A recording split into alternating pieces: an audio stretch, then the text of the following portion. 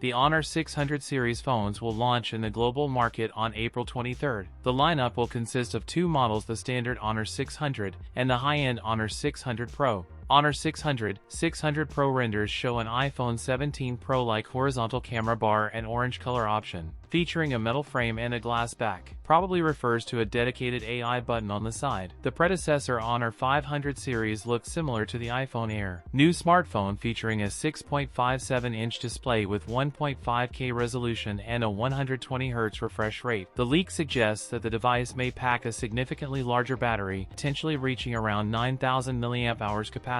With 80W charging support. The device also offered a 50-megapixel front camera and a dual rear camera system comprising a 200-megapixel main sensor with OIS and a 12-megapixel ultra-wide lens. The Honor 600 is powered by the Snapdragon 7 Gen 4 chipset and come with 8GB RAM along with 256GB or 512GB storage options. The Honor 600 is expected to start at around €400. The Honor 600 series could debut as early as June this year in China. That's it for today's video. If you enjoyed it, don't forget to like, comment, and subscribe for more content. Thanks for watching, and I'll see you in the next one.